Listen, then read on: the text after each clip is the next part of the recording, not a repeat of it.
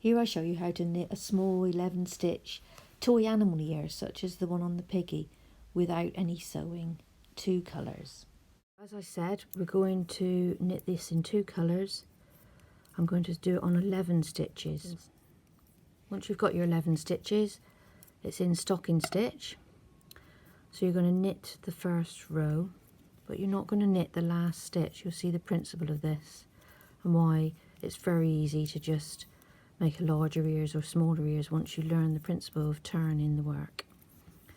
So you knit just 10 stitches. When you get to the last stitch, you turn the whole work, and because we're doing it in stocking stitch, you're going to do a purl row. So you've got 1 stitch on the right hand needle. You're going to slip the first stitch, and then you're going to purl the remaining 8, because you're going to get to the last stitch and you're going to do exactly the same. So you're going to purl 8, and when you get to 1 stitch on the end, exactly the same, turn the entire work, slip the first stitch, knit to the last 2 in this row, get to the last 2 stitches. It's very quick to knit because you're not knitting all the stitches. Turn 2 stitches on the right hand needle, slip the first one. Now we're going to do exactly the same, 2 stitches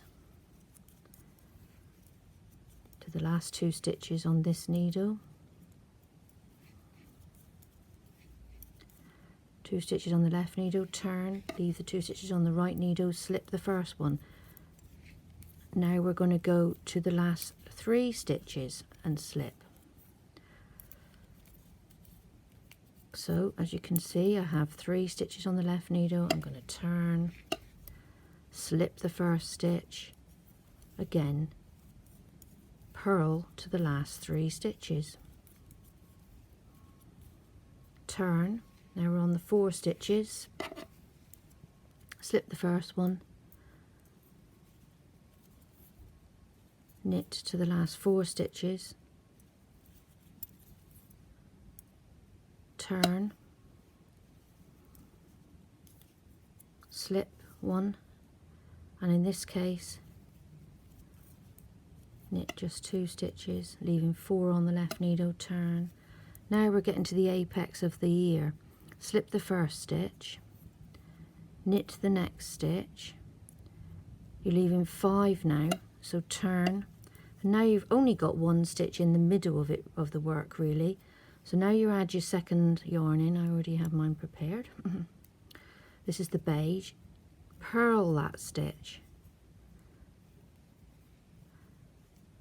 then turn, slip that stitch, knit 1 stitch, turn. You're going to take in all the stitches, slip the first stitch, take in 1 more stitch, turn, slip the first stitch, take in 1 more stitch,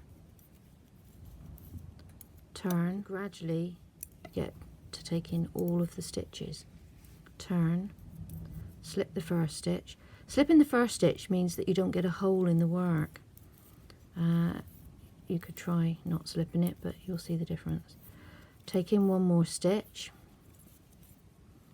turn, slip that stitch. So gradually we work all our way back to 11 stitches in the new colour. Get in there, turn. I'm sure by now you get the idea. Getting close to the end now. We've only got 1 stitch on that end.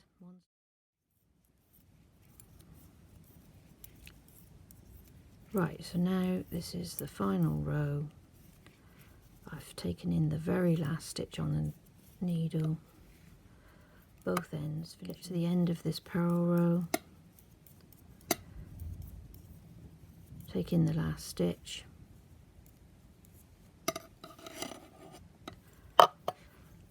and cast off as normal.